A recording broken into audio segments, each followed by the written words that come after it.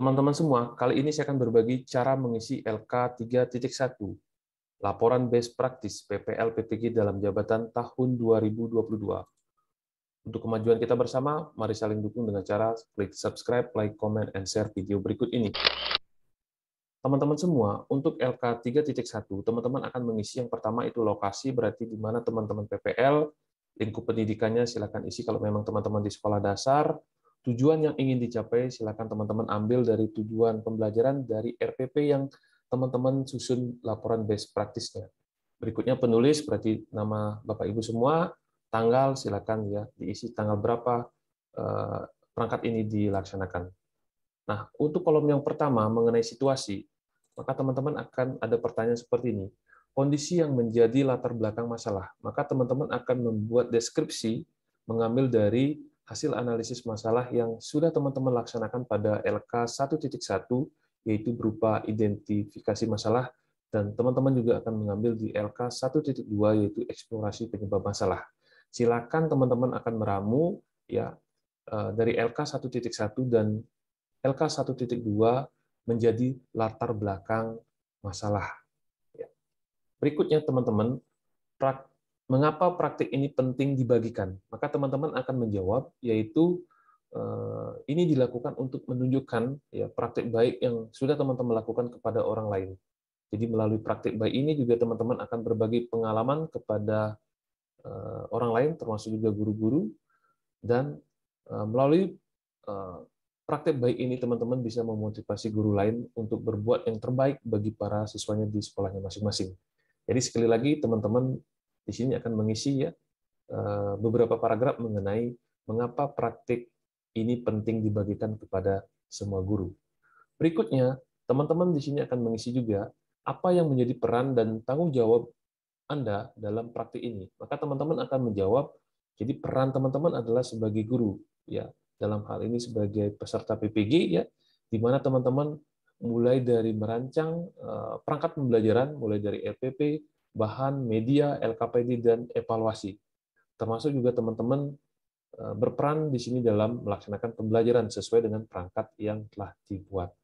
Ya, jadi silakan ramu 3 jawaban ini di dalam kolom situasi. Ya, silakan ramu dengan baik sehingga ya isinya akan mengalir mulai dari latar belakang masalah, kemudian kenapa ini perlu dibagikan, dan apa posisi Anda atau posisi teman-teman di praktik baik ini. Berikutnya teman-teman, saya akan berbagi mengenai yang kedua, yaitu mengenai tantangan. Sini pertanyaannya adalah apa saja yang menjadi tantangan untuk mencapai tersebut, siapa saja yang terlibat. Maka teman-teman, untuk pertanyaan yang pertama, yaitu apa saja yang menjadi tantangan untuk mencapai tujuan tersebut, maka teman-teman silakan isi ya selama ini tantangan yang telah teman-teman hadapi dalam melaksanakan perangkat pembelajaran itu apa? Mulai dari misalkan sarana dan prasarana yang belum memadai, alat-alat yang masih kurang, silakan disampaikan di sini. Misalkan dari siswa yang belum terbiasa belajar sesuai dengan perangkat yang telah teman-teman susun.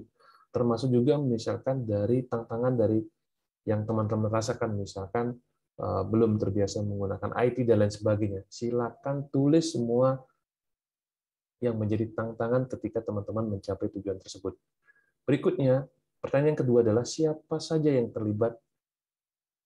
Ya. Nah, teman-teman bisa menyampaikan di sini adalah yang terlibat adalah teman-teman sendiri, rekan guru di sekolah, kepala sekolah, siswa, dan teman-teman silakan menguraikan masing-masing keterlibatannya dalam mencapai tujuan tersebut. Nah, kolom yang ketiga itu berkaitan dengan aksi. Jadi di sini teman-teman akan menyampaikan langkah-langkah yang teman-teman hadapi untuk menghadapi tantangan tersebut, strategi yang teman-teman gunakan, bagaimana prosesnya, siapa yang terlibat, dan apa saja sumber daya dan materi yang diperlukan dalam melaksanakan strategi ini. Maka jawaban yang pertama adalah berkaitan dengan langkah-langkah apa yang dilakukan untuk mencapai tantangan tersebut. Nah, di sini teman-teman pasti ya, setelah di LK 1.2, teman-teman akan berkoordinasi dengan kepala sekolah, melakukan wawancara dan kajian literatur, berikutnya teman-teman akan merumuskan solusi, berikutnya teman-teman akan juga ya membuat perangkat, termasuk juga akan melaksanakan perangkat tersebut dan kapan perangkat tersebut akan dilakukan. Ya, silakan deskripsikan. Berikutnya, strategi apa yang digunakan. Maka teman-teman di sini akan menguraikan model yang telah teman-teman pilih berdasarkan hasil analisis dan hasil eksplorasi alternatif solusi. Silakan teman-teman uraikan model dan strategi yang telah teman-teman tetapkan.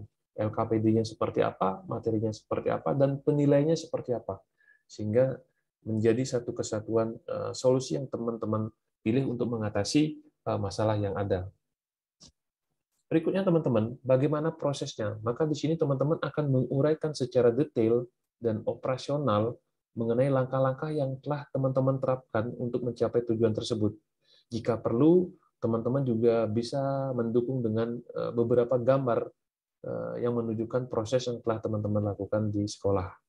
Berikutnya, siapa yang saja yang terlibat? Maka di sini mungkin yang terlibat adalah teman-teman sendiri, yaitu guru, rekan-rekan guru yang membantu proses pembelajaran, kamerawan, dan siapa lagi yang terlibat dalam kegiatan aksi ini, ya silakan uraikan secara detail. Termasuk yang kelima juga, apa saja sumber daya dan materi yang diperlukan untuk melaksanakan strategi ini. Teman-teman juga akan menguraikan alat dan bahan yang digunakan, biaya, waktunya kapan, dan lain-lain. Semua sumber daya teman-teman masukkan di kolom ini. Ya, sekali lagi teman-teman akan membuat sebuah uraian berisi langkah-langkah yang dihadapi, strategi apa yang digunakan, bagaimana prosesnya secara detail, siapa saja yang terlibat, dan sumber daya apa saja yang terlibat. Silakan uraikan secara mengalir, ya. Jadi jangan terputus-putus gitu ya. Berikutnya teman-teman, saya akan berbicara mengenai hal yang terakhir dari laporan best practice ini adalah refleksi hasil dan dampak. Jadi di sini teman-teman akan menguraikan dampak dari langkah-langkah yang sudah teman-teman lakukan, apakah itu efektif atau tidak efektif. Mengapa, bagaimana respon-respon, bagaimana respon orang terkait, dan lain sebagainya. Maka jawaban yang pertama adalah, ketika teman-teman bertanya di sini adalah, bagaimana dampak dari aksi, dari langkah-langkah yang sudah teman-teman lakukan. Maka di sini teman-teman bisa menunjukkan perubahan-perubahan yang terjadi pada tingkah laku siswa, keterampilan-keterampilan yang sudah dimiliki oleh anak-anak, termasuk juga karakter anak-anak. Kaitkan dengan keterampilan belajar abad 2.1 ya, dengan 4C tersebut. Ya, setelah diterapkan perangkat pembelajaran yang telah teman-teman susun dan telah teman-teman laksanakan. Di samping itu juga teman-teman bisa mendukung dengan beberapa data, termasuk juga foto-foto yang ada yang menunjukkan perubahan tingkah laku, keterampilan, dan karakter siswa setelah teman-teman melakukan aksi menerapkan pembelajaran. Nah, apakah hasilnya efektif atau tidak efektif? Maka teman-teman di sini akan melihat dari ketercapaian tujuannya.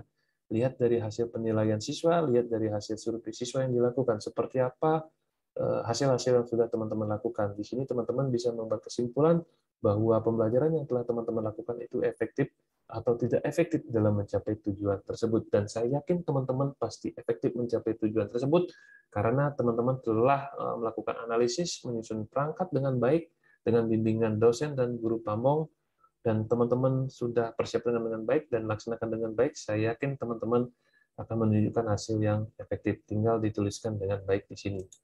Berikutnya, mengapa dan bagaimana respon orang lain terhadap strategi yang telah teman-teman lakukan.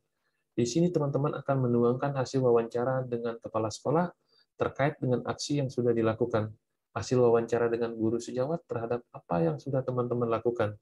Bisa juga teman-teman melakukan hasil wawancara dan survei kepada orang tua siswa, bagaimana respon mereka terhadap pembelajaran dan strategi yang telah teman-teman terapkan di kelas.